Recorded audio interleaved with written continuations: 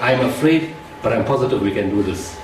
And now even from his messages he's sending me, he keeps asking me, are you sure? Isn't there some mistake? Isn't there some incorrect information? It can't be. And I said, this is what will be told directly by the US Embassy. Not me directly, but the South African representative. So that's where it stands. And then he sent me another message. He said the attack seems to have been very, very heavy. And there seems to be a lot of destruction in the area. He said, that's the information you got. Of course, remember, Yemen is a very desert type of area. Everything is very remote. Information doesn't come out very easily. And it takes a long time to get any feedback from anywhere.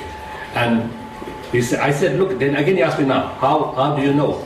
I said, look, the Americans are saying it. So that's the information we have. And before we could make the announcement, and we didn't want to make the announcement, the first journalist called me from Volksblad to say it's on Facebook. I don't know who put it on social media. No, we were stunned. If any family member would put that on social media. I said, look, and when they started calling me, I said, then we have to announce that this has happened. So the one side is yes, from, again, now you can see the confusion. Take the American hostage situation, the one American media is saying he's dead, the other American media is saying he's alive. In the same situation, one aspect of the American embassy is saying that told our government representative directly that they have had confirmation that Pierre is dead, the other person is saying, where did I get information from the same embassy? Unless it says we need to see the body or we need to have some kind of confirmation, and we can only get that by tomorrow because everything takes too long in Yemen because of the distances and the road and the insecurity. And then, so that's as far as that goes. In terms of the release itself, we have been negotiating since June. You remember early in the year we lost contact with Al-Qaeda completely when they accused others of trying to steal South African government money to release Pierre, and that the ransom was paid, which was not true. I then asked him to try to use the angle of getting tribal leaders. And successfully in June, the tribal leaders agreed to try and do something. Towards the end of June was the beginning of the Islamic month of Ramadan. And in that time, people are more soft and more tender to do things. And they said, okay, we will try. After 3 weeks, they said, we can't go. It's very difficult. We've been battling. There's attacks everywhere. Remember, Yemen is all out war in Yemen. And then eventually they said, look, we went there twice. And on both occasions, we found foot soldiers. We didn't find any leadership. And the foot soldiers said they would pass the message on. And nothing happened. Then in August, they got confirmation that they can come. So they went back in August. They met them. We again raised the issue, as we've been raising the issue from the beginning of the year, that the ransom is something that we cannot pay. $3 million is something not within the reach of any South African, and it's outrageous. And they kept on going back, and at that point, they asked, can we look at reducing it completely or waiving it altogether? And they mentioned that all the work South Africans, as we as an organization, had done in Yemen. For the first time, Al-Qaeda said, half of them said, we can look at it positively. The other half of them said, we can't look at it at all. And he said, look, this time they spoke to a different leadership. The ones that were involved with Yolani, it looks like some of them had died in all the fighting that had taken place. So they said, look, now the way we operate, we have to go to a Shura Council. We can't give you a decision like this. And again from August, it was yes, no, there's no certainty. And they kept on asking, can we give something? And they said, no, $3 million is out. Finally, in October, which the media doesn't know, this is the first time I'm telling you this, they agreed to reduce the ransom to $700,000. For the first time, that figure dropped from $3 million to $700,000. Again, to the media, I didn't give the figure, but I kept on saying we don't have that kind of money. When I say we, it's not gift from the givers, it's a family of Yolani that has to raise that money. In November, they went back and said, look, let's come to some kind of settlement. We need to have some kind of settlement. Don't charge these people any money. They said, we'll think about it. Tribal leaders came back. They were going to go around the 11th of November with further information. And the package they were going to take was what we had offered, to say we're putting more water wells, more food distribution, more supplies to people in poor areas, that Yemen itself is benefiting more than what you're asking for in ransom, in terms of kind of what is being done. And at that day, when they were going to go, on the way, they got killed. Many of the tribal leaders' members were killed by drone attacks. And we thought that was the end. Because they kept on telling us from June, and it finally their words came true, that some of us may die going to try to find Al-Qaeda because of drone attacks.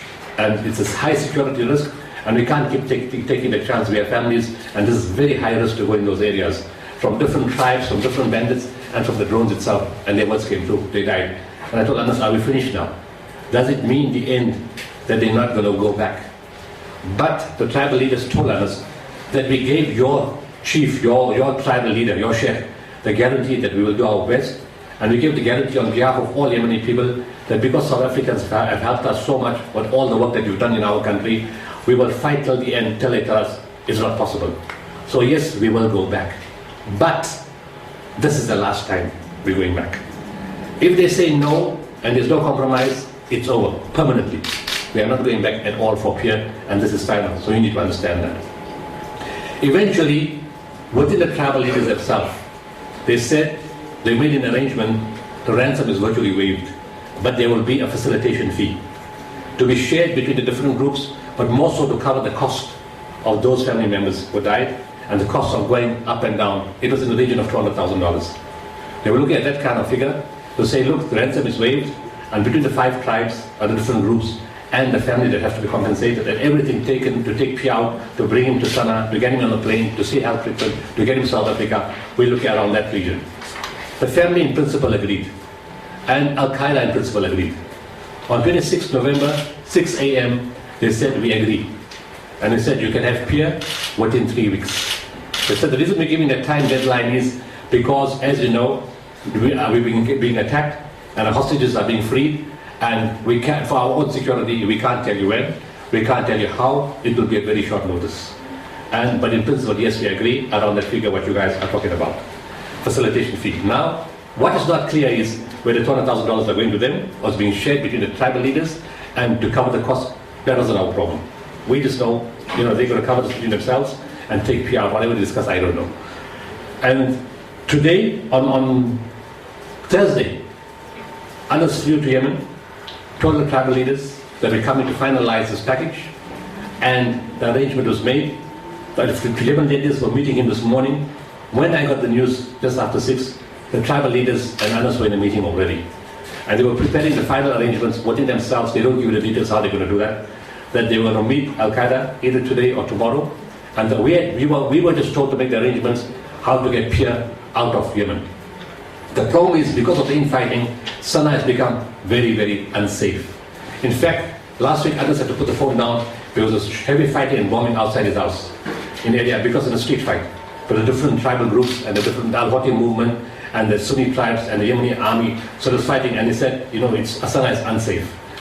And one of the options we were looking at is to fly from Aden, bring him out to Aden, because that's where the tribal leaders are, and move him directly to Istanbul. South Africans don't need visa to go to Istanbul. The only airline that flies to Aden airport is Turkish Airlines. So the safest way to send him out with no visa requirements was from Aden to Turkey. We also told Yolandi that it would be best for her to fly to Turkey, Istanbul, to meet him there. Remember, Pierre is there completely. And you can't listen to anything, you can't talk to him on the phone, you can't explain to him anything. The other major problem that we had is, how was he going to know that he's been released? Was it being handed over to another group to be sold again? How would he know that? So that was a concern, and I told Yolandi to prepare a letter in Afrikaans that the tribal leaders will then give over as part of the deal, to say, here's the letter, that give it to Pierre, and he can read the letter to say that these are the people, I'm Yolandi, I've sent you the letter in Afrikaans, this and whatever, and things they have, that something that he will know it's from her. And to say that you are in safe hands now, these people will take you to Aden, depending on what we hadn't decided on that fully yet what we were going to do, but that was one of the options. And once it gets to Aden, you will get your passport will be sent to you by the South African Consul General, and from there you will be flown directly to Istanbul, where I will meet you. That was the letter that was sort of ready and prepared and to be handed over to him. Yolandi was then going to fly to Turkey, but there was still one precondition to that. It all depended on Pierre's health. If Pierre was not good enough, we had to get him medical treatment in Yemen. Then the problem was to take him to Sana'a or somewhere, a private hospital. And for that, we made arrangement with a private company, with a private jet, to fly him safely into Sana'a and move him to the hospital. If that didn't work, the second option was to get him treatment in Turkey, because we have connections in Turkey also. And if he was fine, the best option was to fly him to South Africa. In South Africa, there were two options. Either get him treated by a government military hospital, but Yolandi preferred having him in Bloemfontein. She said many doctors are Pierre's friends, and they will take care of him because they know the history. And she said, I would prefer Pierre being at home. One of the conditions, of course, was we were not going to tell you guys until Pierre was already in Bloemfontein. And she said, please no press conference. I said, I understand it because it will be psychologically, emotionally, it will destroy Pierre. In that state for 17 months, you can't have a lot of journalists bombarding him. But she agreed to have a press conference with Pierre a few days later. You know, after he has sort of reconciled with his family, had some treatment, counseling, been with his kids, and they agreed. She said, look, I will do that for the media, for South African public, because they've stood by us and we appreciate everything that they've done for us. So she agreed to that. We had made all these prior arrangements, all this is on my phone, all the proof is there. And you know, we've been talking about this for the last week. Just to say, the most important thing, of course, was Pierre, his safety, his mental state, his physical state, Yolandi's state, the children's state. And she keeps telling me, you know what, it's 18 months now, my kids haven't seen Pierre or heard from Pierre. They're missing their father terribly. I haven't spoken to him in 11 months. And Anas sent me a message. He said, look, I said, Anas, the way I see it, maybe on Wednesday, 10th December, we will have Pierre back in South Africa. And he sent me a message back to say how good that will be, because on 10th January, we took Yolandi out, and on 10th January, we have Pierre back in South Africa. I said, let's be positive, but I have still this nagging thought that something mustn't go wrong. I had a premonition last night. When Anas sent me a message, I said, Anas, did you hear the news? He tells me that Al-Qaeda is threatening to execute the American hostage. I said, that is my biggest fear. And when they said 3 days' time, I said, I think they're going to do it. And I said, because they're going to do it to show the point, for no other reason, to show a point, to say, look, don't attack us. And I said, they're going to do it. And my biggest fear is, before they do that, the American troops are going to attack them. And in the process, Pierre is going to die. This was my message to him last night. And I said, I hope this doesn't happen. And then I said, tell your tribal leaders, we cannot wait till Sunday.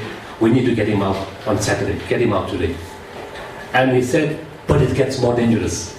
I said, we've gone so far. We've made all this effort. It's going to be high risk. Of course, we have to have their approval because they're going to do it and not us. And I said, please. So he said, this morning early, I'm meeting him. And I said, I hope my premonition doesn't come true. That if they attack, Pierre will certainly die. And I spoke to Yolandi also, and indirectly, I gave her that message, indirectly, to say, you know, Yolandi, I'm only afraid if the American troops attack. Well, of course, I'm not blaming them, because Americans have their own hostages as their interest. South Africans, we have our hostages as our interest. We all have our own interests. They have their interests, we have our interest. And whatever happened has happened. You know, I mean, there's no bad feeling towards anyone. But all I'm saying is, I hope this doesn't happen. And this morning, 6 o'clock, they said, God is great to us. I said, you're patient, you've been very good, you know, we have trusted Almighty. You'll have him home for Christmas. I told her that last week too. You'll have him home for Christmas, we can spend quality time together, and we just get him treated and sorted out. And we are almost there. We are almost done. We are so close. And I said, I hope I'll give you some good news later this afternoon or tomorrow morning. She said, but how will I know what to do? I may go to the wrong country. You know, which country do I go to receive him? I said, Yolandi, the moment Pierre is in our hands, we will contact the South African consul. They already know about it. They already have the information that they have to be ready. I will tell you which country to go, who will meet you, where you have to go, and you know, to go, and what time you have to fly. And all those arrangements will be made on condition. I can't do that until I know Pierre's condition. Once I know Pierre's condition, then only can I take a decision to say whether he can travel or not travel, because we don't want him dying in transit. So she said, fine. And then she said, are you sure? Of course, there was a lot of doubt all the time, because the lady is, on the one side, hope, and on the other side, anxiety and fear. And it was devastation this morning for me. I haven't called her yet, because I can't call her now in that state of mind. Imagine having all that hope after 11 months of waiting. You're optimistic. You are told your husband will be home by Wednesday, maybe even out tomorrow. Home Wednesday, but out tomorrow. Monday at the latest. And you get a message to say he's not here anymore. So that's where it stands. No, and of course, Anas and I still want to see a body, to put it in inverted commas. We wanted to see the information, but as I said, the police negotiators said they have pictures. So Anas said, look, we'll have to wait 24 hours to 48 hours. Which negotiator, sorry? The South African police negotiator. Police. You don't know, he's in South Africa. He got the call. He hasn't given me permission to mention his name yet, so if he does, I'll mention his name. Was the 200,000 paid over? No, it was going to be paid. It was part of the deal. I'm sorry, sir, one last question. Were the Americans aware that his police had always been secured? Or I'm sure they must be knowing that. Russians? They must be knowing that. Last week, you remember there was an attack. On Tuesday, they freed 7 hostages. On Wednesday, apparently, they were attacked again. And in that attack, they thought a British, the American, and Pierre were in a certain place. But when they got there, they found there was nobody there. On Thursday, there was a follow-up attack. And in that attack, of course, more people were released. So I can't tell you whether the Americans knew where he was or the negotiation was taking place. Well, I mean, everybody knew the negotiation was taking place, but not many people knew that he was going to be released. How do you know about this? What is your source for putting on the ground all these attacks? It comes because my person who works for me is a journalist. And whatever we do, we directly in contact with the Yemeni government, with the Interior Ministry, with the National Security Agency of Yemen. Because they've been supporting us from the first day. And even now, they were going to assist. They said, whatever assistance you need to help get Pierre out, whatever security you need, you have our support. The only problem was that because of the infighting and the changes in the government all the time, we had to keep talking to new people almost every week. Because it's very unstable in Yemen at the moment. Do you think the Americans had the impression that their guy, Luke Summers, was about to be executed? I'm sure, because remember, they didn't release to the press what was going to be done in three days' time. They were told they have to do something in 3 days' time. My gut feeling is they would have done it. Because they haven't hesitated to do it before. They would have killed the American? Yeah, they would have killed him. I have no doubt about that. So would you maybe not exactly the date for that, but is there anyone innocent left in the person? No, you can't blame anybody for this. I mean, it's a hostage situation. It's a crisis situation, and everybody's working in their own interest. I mean, if I was the South African government and I wanted to release the hostages, I probably would have done something similar. Thinking if I had an opportunity, thinking if they were going to kill my hostage, I would have done something similar. So I can't accuse them or blame them for anything. And I mean, you can't point blame fingers at anyone because they probably got pressure from their families to say, can you take our citizen out? So then we're not blaming anybody. It's just unfortunate that it has happened. Does you know if the South African government will at some stage, perhaps this weekend, officially confirm or provide their own information on the situation? They'll probably expect, look, the police negotiator is not South African government. He's a South African government employee. But officially? He told me, look, he will inform the government. I don't understand why he was called directly, but he said he will inform the government. What was his role in the whole thing? The police negotiator? Because he's a police negotiator, he has been talking to us from the first day, right? And he has been very supportive. He has been very supportive to Yolandi. He's been supportive to the family. He tried to give us advice. He tried to give family advice, and he's just been there to try to assist in any. Because remember, we're clutching at straws. There was a negotiator from another country that also came to South Africa specifically to assist us, and that negotiator was involved with us up till yesterday, and suddenly pulled out. But the police negotiator's contact with the situation was through you? Yes. We informed, but I never spoke to him directly. I informed the Korkie family because I was in touch with them for 11 months all the time. And because they had started the dialogue with the police negotiator and other people, even with Indeco, and I said, you carry on that line of communication. I will speak to you directly and you contact them. Had you then contacted all your negotiators, the people ones you were working with, the South African embassy in Saudi Arabia and the one in Yemen, about this impending release? Were they aware? Yes, the passport was even ready. The passport was ready because we had to, remember we were not sure. So, but because of worrying that something else was not captured here, we had to inform them in advance that they have to fly either to Sana'a or to Aden and tell us which exit route they're going to use. Based on that, we will know how to book Pierre out. Does he fly to Dubai? You see, there was one other issue. We could fly, the Yemenis wanted to accompany Pierre. They could take him to Jordan and Egypt. They don't need visas for that. But we need visas for that. So that would have been a problem. To go to Dubai, we don't need visas, we can get into the airport. But they need 2 weeks to get a visa to go to Dubai. So the only common country where we can get out, but both South African and a Yemeni accompanying him, would be Turkey. If a Yemeni was not accompanying him, and only our consul or embassy, then we would have gone to Dubai or to Turkey. So we had all those different options in plan. And it also depended on Pierre's state, where we could get the medical facilities, and we wanted to get to a safe country. Even medical facilities, if we could put him on a plane for a few hours and get him out of there, we would be happier to do that out of the country. Sorry. Okay. You said the South African police negotiator in Yemen said they had pictures. No, not in Yemen, in South Africa. In South Africa, they had pictures. So have they sent it to your line? He didn't have pictures. He was told that the Americans said they have pictures. But they need to confirm forensically. How do you think the South African police negotiator knew before you did? I mean, if he's not in direct contact. He said the Americans. From the US? Yes, from the US. They're not going to call me, they're going to call a government person. Yeah. Yeah. I just wanted to know the money that was going to be paid over. Where was it coming from? From family or? It was the family said it was family and friends. Initially they said, look, they were not getting money because people wanted a guarantee that, you know what, how's the money going to be used? And eventually when they were told that it's more, not so much a ransom, more facilitation fee to give tribal leaders to get him out, because in principle Al-Qaeda after 11 months got the message that South Africans don't have $3 million, they don't have any hundreds of thousands of dollars. So the principle, the angle that they used was what we put, and in fact in the last 4 weeks we put in a lot of stuff, social work in different provinces inside Yemen, and it's because of they had seen that. And they didn't say directly, because they said it's not good for the image, to say, you know what, we sort of accept to take him out without money.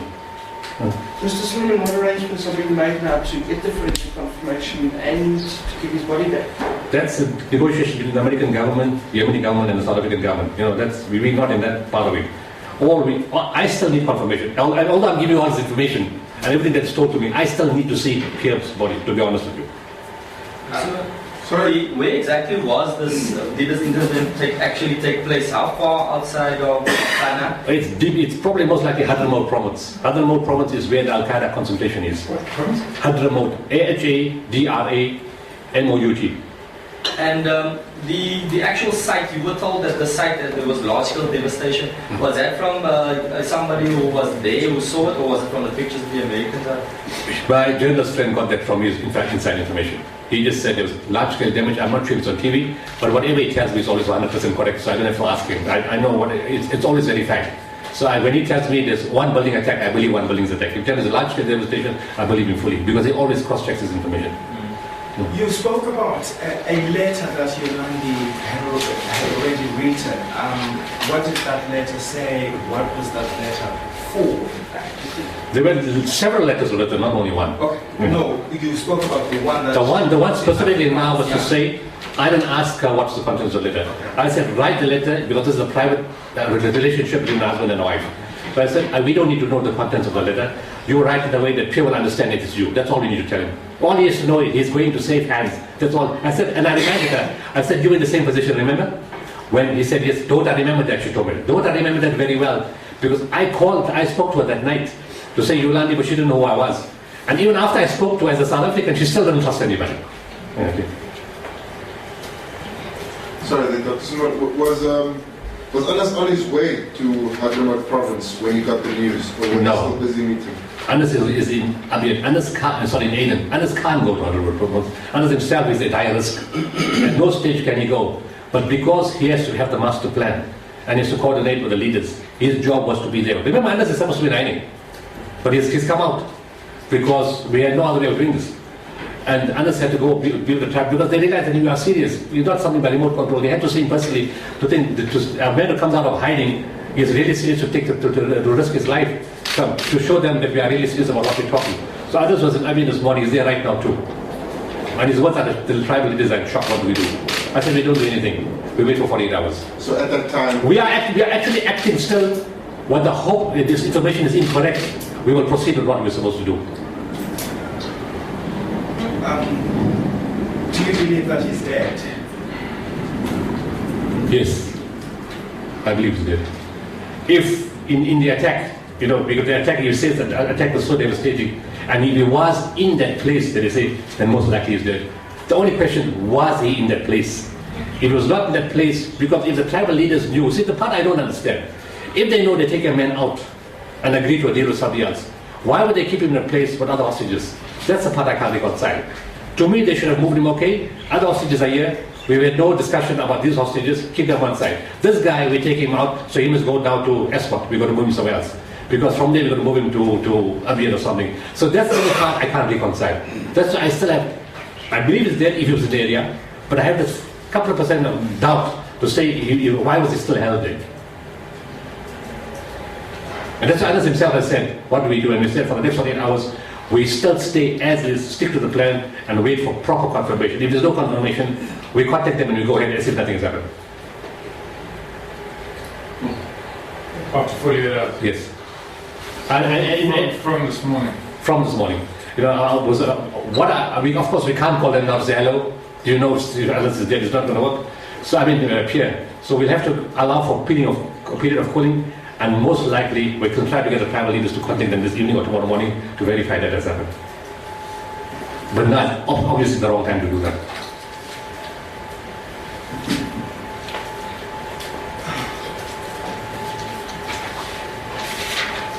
My heart goes out for Yolandi. You know, she must be really totally devastated. This conversation last night was a lot of anxiety, a lot of fear, a lot of uncertainty. And after almost 5 hours of up and down, on WhatsApp, we finally this morning, thank you very much, I'm going to sleep now. Who goes to sleep? A person was at peace to say, I'm okay, I'm going to sleep now. And probably an hour later awoken to say, you know what, this is random. Did the police investigator give you any idea what sort of confirmation the Americans had that he was dead? He said they were absolutely sure. Yeah. I said, I'm sure, he told me. Why would they phone the government if they're not sure? Yeah. That sounds ridiculous. And why would you phone the wife of the man if you're not sure? That wouldn't make any sense. They phoned him. He said, look, we had a frank discussion. They said, look, we can't make a press release on this. I said, obviously I can't make a press release, it's got nothing to do with me. But then he said, probably Dirk was going to do it. I said, they shouldn't be doing it. The Americans should be doing it.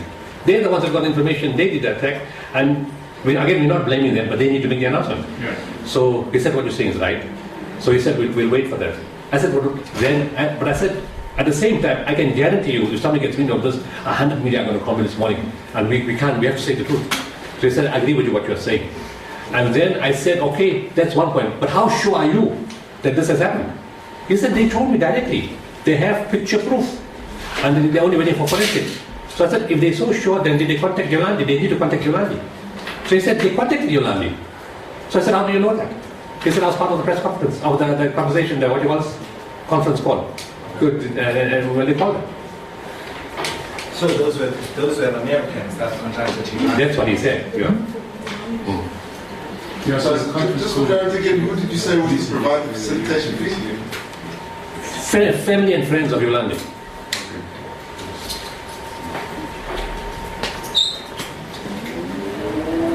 And then, Dr. Sooliman, did the Americans say whether any hostages were freed in this attack? They only spoke about Pierre. Only about They didn't speak about the other. Well, I don't know if they told the other guy any information. The only information he gave me was relevant to me. He told me Pierre. He didn't talk about American hostages or anything else. The other information I got from Anas. He said the information he has is 10 Yemeni I did. And the information is the American is alive, and some people are saying that is dead. He doesn't know about that. What would make you drop the plan completely to say that's it, it's over? If Al-Qaeda themselves tell me that Pierre died. But Anas asked me now, do we abort mission? That was his next question this morning. Do we abort mission? And I told him no. Maybe I should read you some of the words.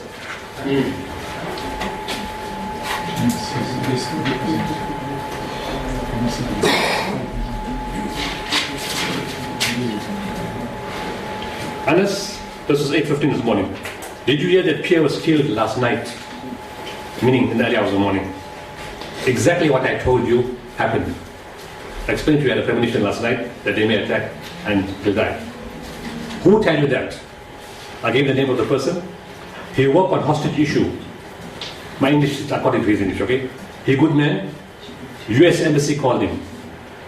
Last night US troops attacked and Pierre got killed in the process. 8:18. Do you think it's sure? It sounds very definite. The person phoned Yolandi. Yolandi called Pierre family. Pierre family called me. So I can abort mission. Then I tell him I know why the other hostage guy pulled out. Check first, just in case there's a mistake. Don't abort the mission. Okay. Ask him, do you get any information?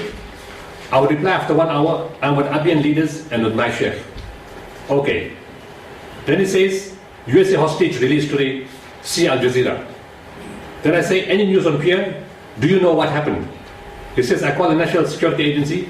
They say they don't have confirmation about Pierre if he killed. Today was a big attack by US force. They tried to destroy everything. I said, American embassy confirmed. They have pictures. They called Yolandi also. And I asked him, how come in the attack, American hostage saved and Pierre died? How is that possible? Then he said the chefs said American prefer, no, sorry, this is something else. He said that Americans would not like to see the hostage being killed by Al-Qaeda. Then he said, can you send me these pictures? I said, we don't have them and we can't get them. Then he said, Defense Ministry confirmed US hostage released and New York Times confirmed he is killed. Right? What you advise, I'm confused. I do my best to be strong with Abin Sheikhs. They move to meet Al-Qaeda. We will see what they will do. We may find truth. I said, we can't do anything. Even Sister of Americans say, American hostage killed. He says, yes. He said, by tomorrow, we will find the truth. He said, we will find out if Americans, if Pierre is killed. He said, you don't have to confirm this until we find proof. I said, it's all over on social media. Somebody has put it there already. He said, yes, we have to keep calm by now. By tomorrow, I will be sure. He will not die. I'm sure, I feel that he will be released. You know, he keeps telling me that. News from New York Times, also he says here, New York Times said, he killed but 10 Yemeni. There is no other foreigners. Tell Yolandi to keep process and not wait. Then he started media calling them. He said, what must I tell him? I said, tell him whatever you know. I said, he asked me, do you have proof to confirm he is killed? You must confirm. I said, American embassy informed our government. They can't lie about that. He said, there is Iranian and German hostage also. So what do we do now? I said, we wait 2 days. Okay. I said, I will not answer for any media. I'm not in the mood to say anything. He's very upset. He doesn't want to talk. He doesn't want to do the tribal leaders. So I said, we wait for 2 days. But either this evening or tomorrow morning, we will probably try to get confirmation from Al-Qaeda directly. If they themselves have not been killed, the guys that we're talking to. This is Anas. Anas, A-N-A-S, A-L, second name A-L, dash H-A-M-A-T-I.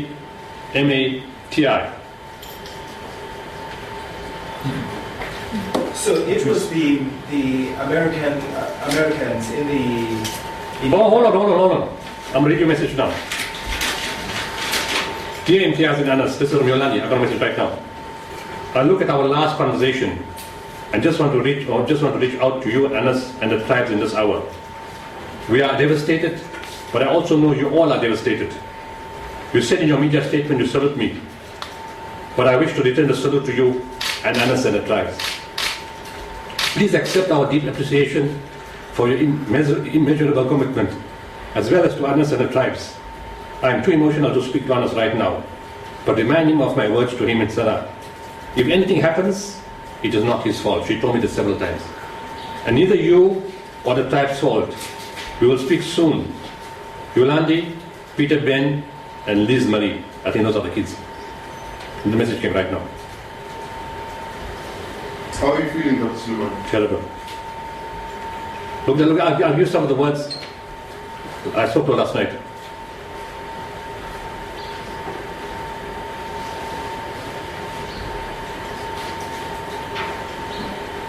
We had a long conversation. Then she said, God is with them. I said, he has always been with all of us. That's how we got you out in the first place. She sent a smiling icon. I'll wait for developments today and will inform you, but it will be much later in the day. Thank you. Just keep me updated on the developments is enough for me. I don't have to know how they will wait. I trust you and aid. No problem, I say. I trust the tribal way. They always keep to their word. Their members were killed by drones last month, and we were afraid that they would say they are not going ahead because of the dangers. They didn't do that. They kept to their word and said they would read through to the end, but that this is the last time. We therefore have to finish it right now. She says, yes, I've never prayed so much as these past 19 months. I said, you will pray more than that in thankfulness after this. because we were sure we were going to take him out. She said, yes, that is my heart's desire.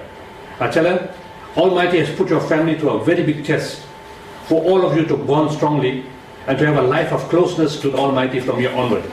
In spiritual terms, you are blessed and fortunate. And you, and she tells me, and you and others, thank you for the encouragement. I tell her, the waiting is almost over. That was my last message to her at 5:59. And then she sends this message now.